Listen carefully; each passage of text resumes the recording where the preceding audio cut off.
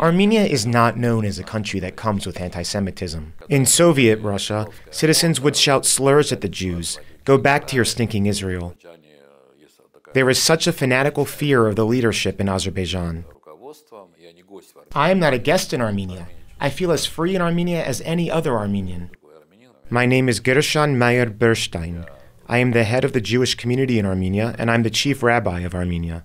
On November 16th, information spread in the media that an unknown person tried to set fire to the doors of a Jewish synagogue in Yerevan. This incident was the third case of vandalism in a short period of time in relation to the synagogue. A video of the fire quickly appeared on Azerbaijani Telegram channels and was spread by the media with an attempt to expose Armenia as a country where national minorities are oppressed. How does the Jewish community assess the current events? How did the Armenians react to the incident? Has the attitude towards Jews changed after the renewed violence in the Palestinian-Israeli conflict? We met with the Armenian rabbi Gershon Meir Burshtein at the synagogue to get the answers to these questions.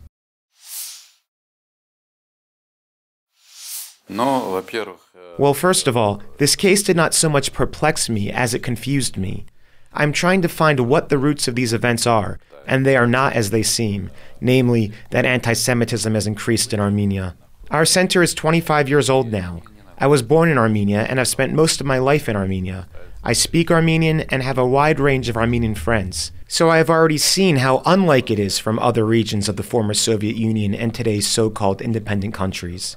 Armenia is a place where a lot of Jewish refuseniks from Russia, Ukraine, and Belarus came. You probably know that in the 70s there was a large-scale movement of migration to Israel, the historic homeland. Jews became a bargaining chip in terms of negotiations between the Soviet Union and USA. And when the first part of these negotiations went well, the doors were opened for a certain number of Jews, then they closed. And there were a number of those unlucky ones who submitted documents to the USSR Passport and Visa Department and were rejected.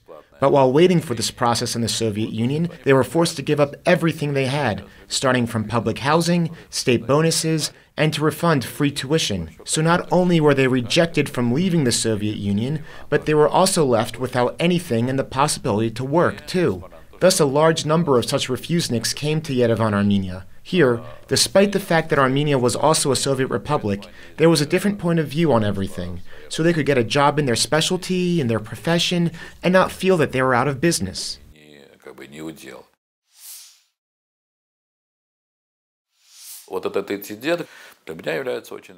This incident is very, very strange to me. Why is it strange?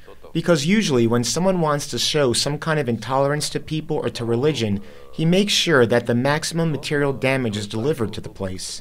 At the same time, this case that we are talking about, that is, an arson attempt, is the third case in the short period of time from September to October.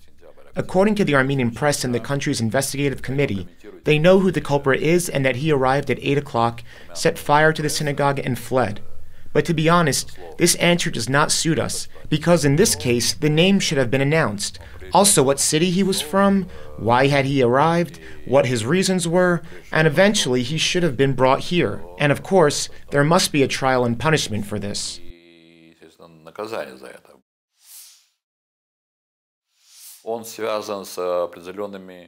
It is connected with certain attempts against Armenia, or to create some kind of aura around Armenia that it is a country with national intolerance, with anti-Semitism.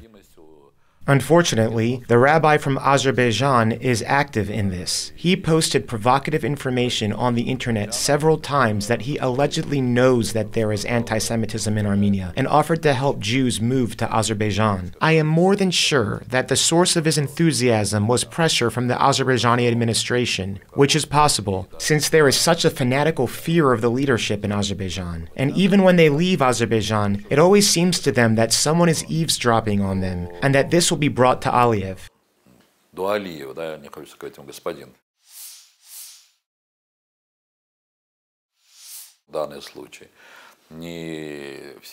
This case does not include the previous two cases. The first time was on September 10th, when an unknown man in workwear reminiscent of a spacesuit approached the synagogue at night. All of these incidents happened at night around 3:30 in the morning, with several Molotov cocktails, lit them, and threw them towards the synagogue. But he threw them so that these bottles would not reach the wall of the neighbor's garage and stain it. Then he quickly left. We didn't make any fuss about this at the time. And on the 4th of October, there was a second case when 2 people came. One filmed what was going to happen, and the second went up to the second floor with 2 bottles, broke the windows, and poured tomato ketchup over the door. Now, if a sane, normal person wants to cause some damage, he wouldn't pour ketchup on the walls, but at least paint to cause some damage.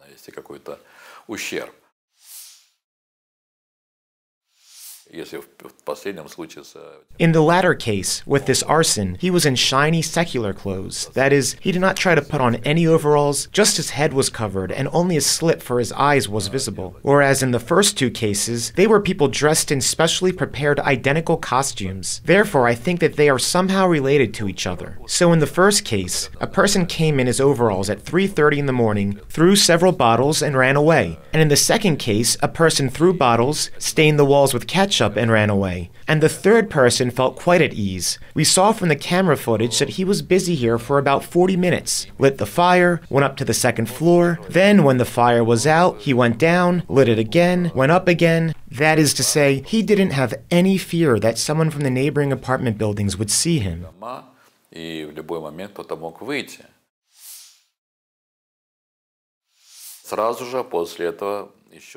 Immediately after it happened, even before we came to prayer at about 9:30 in the morning, information about what happened was already posted on the internet on the page of the Azerbaijani Telegram channel Made in Tower. But at the same time, a video of the incident was also posted on the Telegram channel called Asalayang, which calls itself the Independent Army for the Liberation of Armenia. I can't tell by the timing which one was posted earlier, but I was more confused and alarmed by the fact that this page, which calls itself Asalayang, made threats in Armenian and accepted that they were responsible for the arson. They claimed that they would continue to do so as long as Israel provided armed assistance to Azerbaijan. But we are a religious center, not an Israeli representative office. This is not the Israeli consulate, which is located in Yerevan and has its own address. Therefore, this action is incomprehensible to me. But whoever committed it, either real or unreal, at least there is an owner of the action in the person of Asalayang.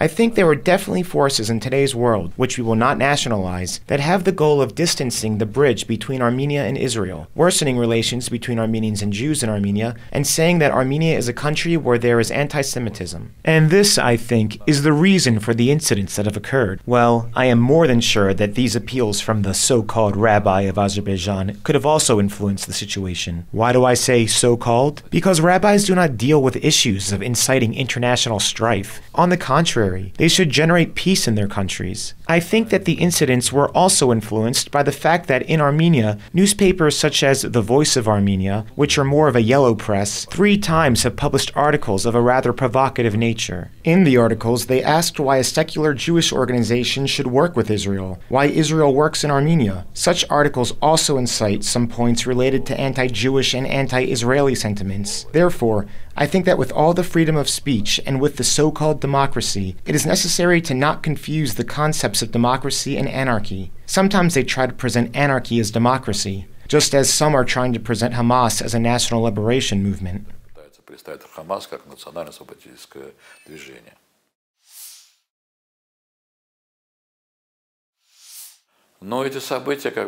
Even our Armenian neighbors, with whom we've been in contact for more than 25 years, said, "Just show us this person and we'll deal with him." They are not only shocked by what has happened, they are outraged. And it's not just for show. We've never had any problems with them. I'll even give you an example. Every year when we have a Sukkot holiday and have to build a festive hut in the yard, our neighbor removes all his cars from the yard for almost the entire week, and I don't even know where he moves them.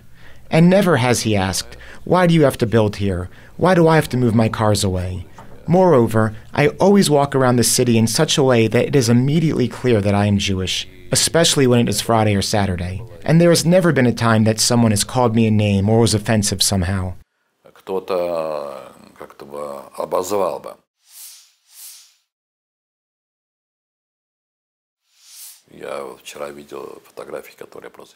Yesterday I saw photos that are simply impossible to look at calmly, because it is written that these are not ashes, these are the remains of children. and you just shudder from this inhumanity and animalistic aggression. At the same time, a lot of people of Armenian origin, of different social levels, come to me and offer money for us to transfer in favor of Israel. Recently, doctors came and offered to transfer money to support the seriously injured. There were people who wanted to go fight for Israel. One girl, arriving from Gyumri with flowers and a small donation, said, "We have heard what happened to the synagogue. We have lived peacefully all our lives, and we do not want you to have any bitterness in your heart. But thank God I am not a visitor. I am not a guest in Armenia. I feel as free in Armenia as any other Armenian."